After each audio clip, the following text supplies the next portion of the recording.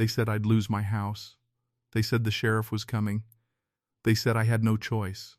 So I smiled, closed the door, and did something they never expected. I started digging.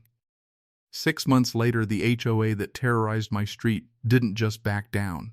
They ceased to exist. Before we go any further, I want to know where you're watching from. Drop your country in the comments. I love seeing how far these stories reach. And if you haven't subscribed yet, this is your last chance. Hit that subscribe button now, because the next story only gets crazier from here. My name doesn't matter for this story. What matters is the neighborhood, a quiet cul-de-sac of about 90 homes. The kind of place with manicured lawns, matching mailboxes, and a homeowners association that acted like it owned the deed to every soul on the block. I moved in 3 years ago. Young family, first house, big dreams. I didn't think twice about the HOA fees. Everyone pays them, right? It's just part of owning a home. But there was one man, the HOA president, a guy named Gary, who treated that title like a crown. Gary didn't just enforce rules. He invented them. Grass a half-inch too long. Violation, trash can visible for 6 minutes too long. Violation, a wind chime he personally disliked. You guessed it, violation. For 2 years, I paid every fine without question. Then I stopped. It started with my daughter's basketball hoop. Portable, plastic base, completely legal under state law, but Gary claimed it violated an aesthetic uniformity clause nobody had ever seen in writing. I asked for the documentation. He sent a threatening letter instead. Then came the fines. $50 a week, then $100, then a certified letter claiming I owed over $2,000 in accumulated violations. I laughed when I opened it. That was my first mistake because Gary doesn't like being laughed at. Within a month, he was showing up at my door personally, clipboard in hand, camera phone recording. He told my neighbors I was non-compliant and a risk to property values.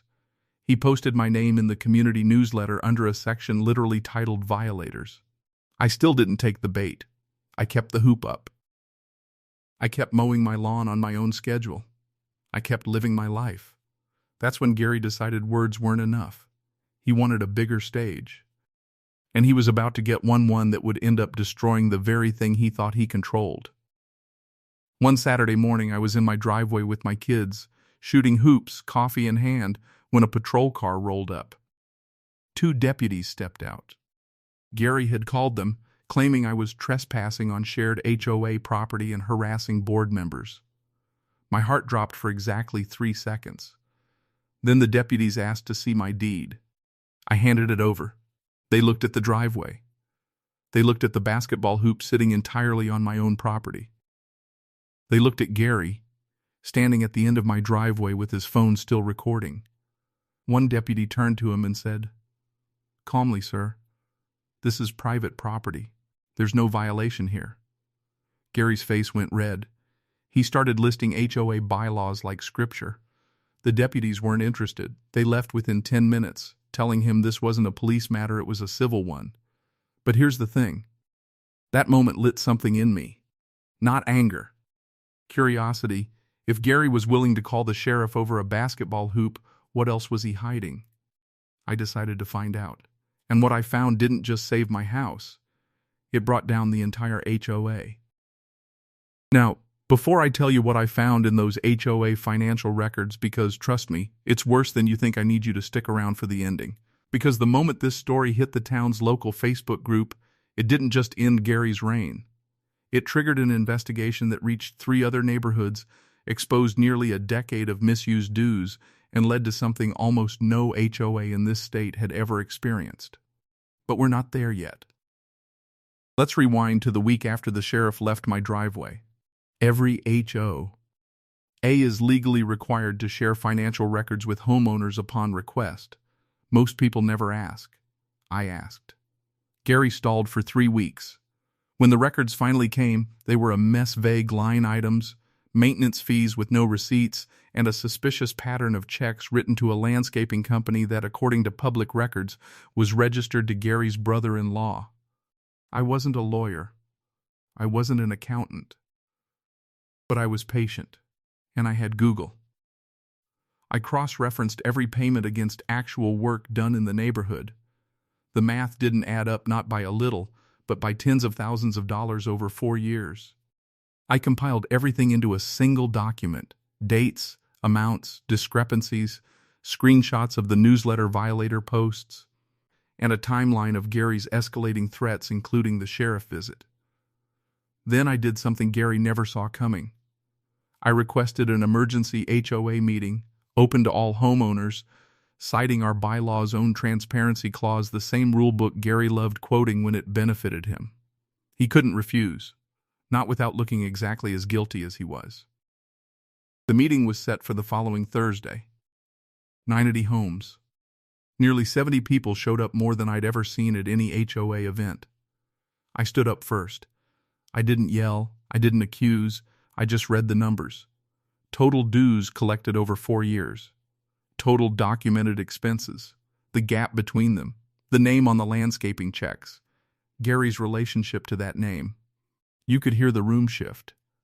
Neighbors who'd been fined for wind chimes and paint colors were now doing math in their heads, realizing exactly how much they'd personally paid into a system that funneled money to Gary's family. Someone stood up and asked the question that ended it all. Has anyone actually seen this landscaping work done? Silence. Gary tried to regain control, citing bylaws, threatening lawsuits, insisting this was a misunderstanding. But it was too late. The board, the same board that had rubber-stamped his decisions for years, suddenly remembered they had actual authority. A motion was raised for immediate financial audit. It passed unanimously, -1 vote. Gary's. Within 2 weeks, a licensed third-party auditor confirmed nearly $40,000 in unaccounted funds. The audit triggered a state review, since HOAs are legally accountable for member funds. Gary resigned before he could be formally removed, which didn't stop the state from pursuing the case. But here's the part nobody expected. Once residents realized how much power they'd handed over and how badly it had been abused, they didn't just want new leadership. They wanted the HOA gone entirely. A petition to dissolve went out. Under our state's laws, it required a supermajority, and it got one. Easily, within 4 months, official paperwork was filed. The Homeowners Association that once fined me for a basketball hoop and called the sheriff over a game with my kids no longer existed. No more fines. No more violation letters. No more Gary standing at the end of driveways with a clipboard and a grudge. Just neighbors, finally left alone to live in their own homes. Sometimes the people who scream the loudest about the rules are the ones breaking them the most. I didn't set out to end an HOA, I just refused to be intimidated. If this story hit different, hit subscribe, because next week's story is even wilder.